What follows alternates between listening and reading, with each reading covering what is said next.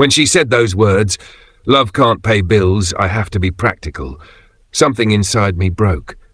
Not because she was wrong, but because she said it while sitting beside another man. My name is Ryan, and this is how the woman I planned to marry traded love for money, and how fate made her regret it more than she ever imagined. When I met Claire, she was everything I'd ever wanted: confident, funny, and real. We met at a friend's engagement party, and we clicked instantly. I was working as a junior architect back then, earning enough to live decently but not extravagantly. She didn't seem to mind. She'd always say, "I don't care about fancy things, I just want someone who loves me." For 2 years I believed that. We planned a future together. Small apartment, weekend road trips, maybe a dog. I even saved for months to buy her the perfect engagement ring. When I proposed, she cried and said yes. It felt like a dream, but dreams don't always last. Things started changing when she got a new job at a big marketing firm. Her world suddenly became filled with designer brands, expensive parties, and colleagues who bragged about 6-figure salaries. She began comparing, not out loud at first, but I could feel it. When we'd go out, she'd sigh at restaurant menus and say, "We could have eaten somewhere nicer if you didn't have to budget so much." When my car broke down one day, she muttered, "Maybe you should think about getting a better job." It stung, but I told myself she was just stressed. Then came the night that changed everything. We were supposed to have dinner at her place. I got off work early and decided to surprise her with flowers, her favorite lilies. When I reached her apartment, the door was slightly open, and I heard laughter. 2 voices, hers and a man's. I froze. Then I heard her say, "I like being with you, Daniel. You understand what success means. Love can't pay bills. I have to be practical." My heart stopped. I quietly pushed the door open, and there she was, sitting on the couch with a glass of wine, her hand resting on another man's leg.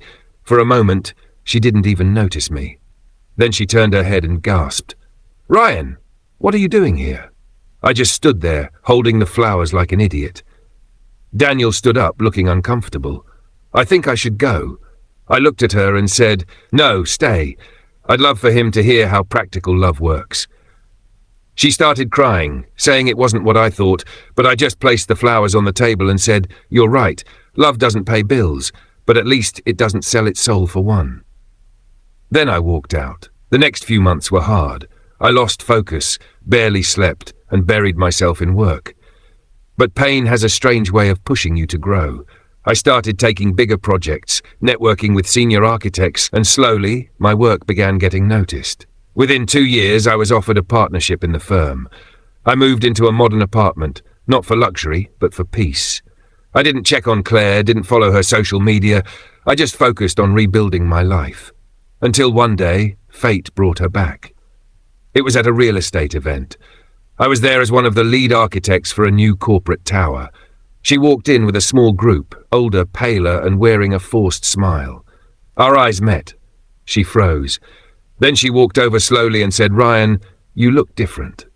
I smiled politely. "So do you." We talked for a few minutes. She told me Daniel had left her after a year. He'd been using her to impress clients. Now she was freelancing, barely getting by. Then she asked quietly, "Did you ever forgive me?" I looked at her and said, "I stopped hating you the day I realized you taught me the most valuable lesson of my life." She looked hopeful. "What lesson?" "That love can't pay bills, but it can build something real if you believe in it, and money can't buy back what love loses." She looked down, tears filling her eyes. "You really made it, didn't you?" I nodded. "Yeah, and not because I had money, because I had purpose."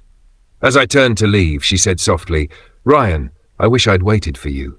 I paused at the door and said, "I wish you'd believed in me." And that was the last time I saw her. Now, every time I stand at the top floor of one of the buildings I designed, looking over the city lights, I smile. Not because I proved her wrong, but because I proved myself right.